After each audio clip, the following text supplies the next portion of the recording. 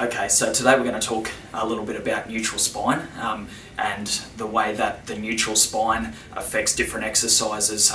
Certainly you would have heard your physio talk about maintaining correct posture and a neutral spine, or the natural curve of the back during different exercises, and certainly work postures and positions all influence these. So we're going to go through a few exercises and simple tips and cues today to have a look at maintaining that neutral spine in different positions. Overall, you can see now we've got a nice S-shaped curve in the spine rather than a rounded or C-shaped curve in the spine, and that's what we're aiming for with our exercises and posture, is to maintain that nice C shape of the S-shaped curve. So what we'll do is start with neutral spine in sitting. This is a really nice, easy position to start with. I'm just in a nice sitting position with roughly 90-degree bend in my hips and knees, feet flat on the floor.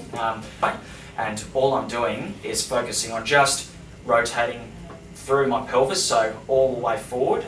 And you can see the effect on my back there. It should increase the curve in my back. And then rotating all the way back.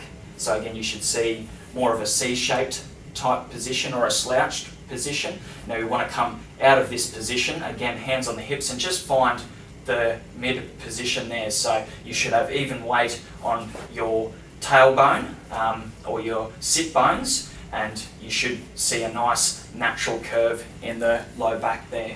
So from this seated neutral position now, what we want to do is challenge our core muscles, but also challenge our ability to hold our neutral position that we've found in sitting to a standing position, which is going to involve using some of the bigger muscles of the legs as well as your core muscles a little bit more.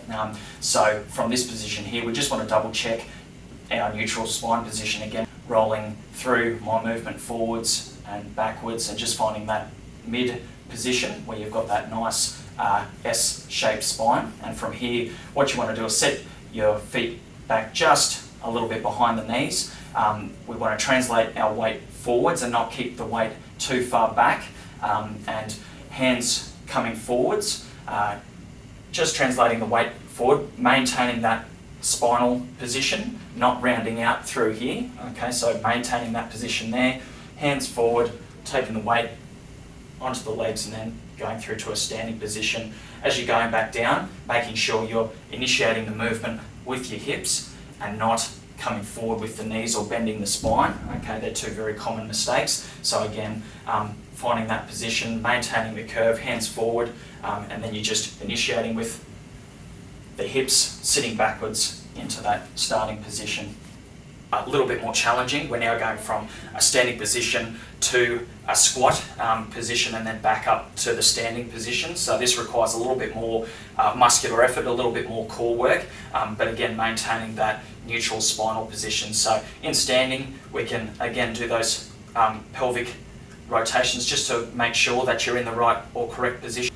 So from a front on position with the squat, we just want to make sure that we're maintaining the correct hip, knee and foot alignment. So we shouldn't be seeing the knees or feet flattening out and coming inwards, and not too far outwards as well. So we want to just find a nice mid position. It's always a good idea to have a chair or something behind your body to initiate that movement backwards and not be afraid to fall backwards, because you want to be feeling the weight of the squat through the heels. Bring my hands forward to counterbalance the weight, ensure that my knees aren't coming forward over my toes. So my first movement has always got to be folding at the hips and initiating the backwards movements and taking the movement backwards on my hips and weight through the heels. So I'm starting in this position, coming down till I feel that light touch. Now you're not dropping all the way into the chair or the bench, you're just going to a touch position there and then coming back up into the start position,